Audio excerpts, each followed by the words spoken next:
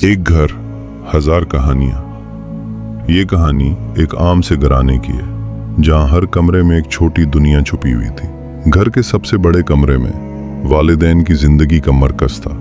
अम्मा हलीमा हमेशा मसरूफ रहती थी, बच्चों के काम, खाने, सफाई और हर छोटे मसले में। अम्मा के हाथों की मेहनत और आंखों में थकन उनकी मोहब्बत की गवाही देती थी।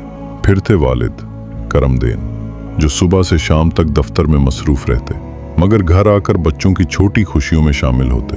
उनकी खामोशी और थोड़ी सी सख्ती घर के अमन की बुनियाद बनाती थी। घर के सबसे छोटी कमरे में बैठा छोटा भाई अरसलान 12 साल का, जो पढ़ाई में थोड़ा सुस्त था मगर दिल से हसास। वो अक्सर अपने कमरे में किताबों के दरमियान खोया रहता, लेकिन कभी कभार अपनी बहन या वालिदा के काम में हाथ बटाने भी आ जाता। सबसे बड़ी बहन मोमिना 18 साल की, पढ़ाई में तेज और जज्बात में संजीदा। वो अक्सर वालिदैन की छोटी छोटी बातों से मुतासिर होती और घर के माहौल को संभालने की कोशिश करती। एक दिन की सुबह का मंजर, अम्मा हलीमा बावर्ची खाने में चाय बना रही थी। इरसलान, जल्दी आओ, नाश्ता तैयार है। अरसलान आहिस्ता से आता है, आंखें अभी नींद से भरी हुई थीं। करमदेन अखबार पढ़ते हुए सर हिलाकर कहते हैं, आज तुम्हें अपना होमवर्क मुकम्मल करना होगा बेटा, कल दोबारा टीचर पूछेंगे। अरसलान सर झुकाए कहता है, जी अब्बू, आज जरूर मुकम्मल कर दूंगा। मोमिना कमरे से निकलकर कहती है, अरसलान, बस हर बार यही कहानी, अब मेहनत दिखाओ। ये घर की रोजमर्रा की छोटी झड़पें थीं, मगर किसी ने नहीं सोचा था कि आज का दिन सबके लिए एक नया सबक लेकर आएगा। दोपहर को फैमिली ने मिलकर खाना खाया। करमदेन ने दफ्तर से थोड़ी जल्दी छुट्टी की थी, लेकिन घर में एक अजीब खामोशी थी।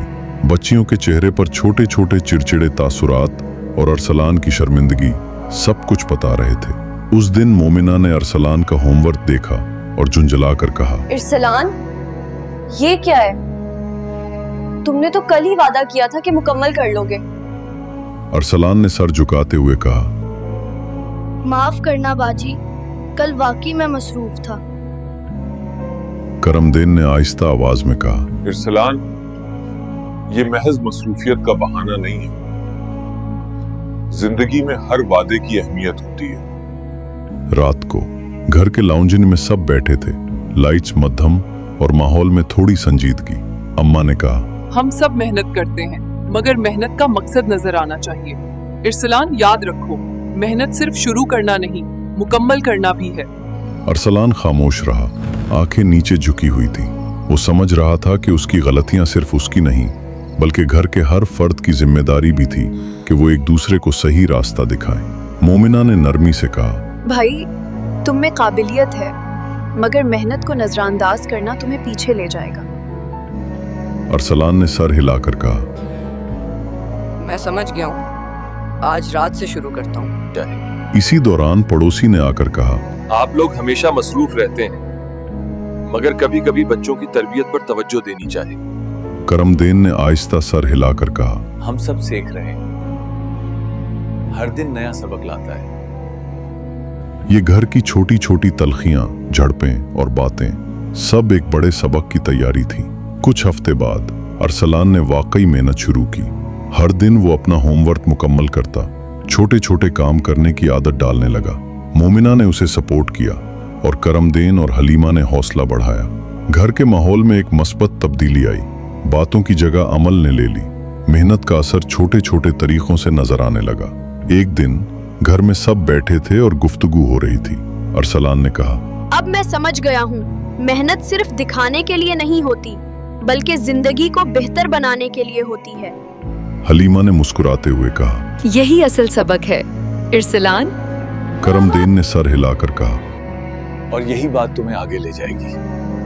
अरसलान के चेहरे पर फख्र और एतमाद की रोशनी थी। वो जान गया कि मेहनत, जिम्मेदारी और सच्चाई हर बड़े मकसद की बुनियाद है। हमें ये सबक मिलता है कि मेहनत सिर्फ दिखाने के लिए नहीं होती, बल्कि जिंदगी बदलने के लिए होती है। जो अपने काम में दयानतदार और मुस्तकिल मिजाज है, वही कामयाबी हासिल करता है। और ये कहानी हमें ये सिखाती है कि घर की छोटी छोटी बातें, छोटे छोटे काम सब मिलकर बड़े सबक बनाते हैं।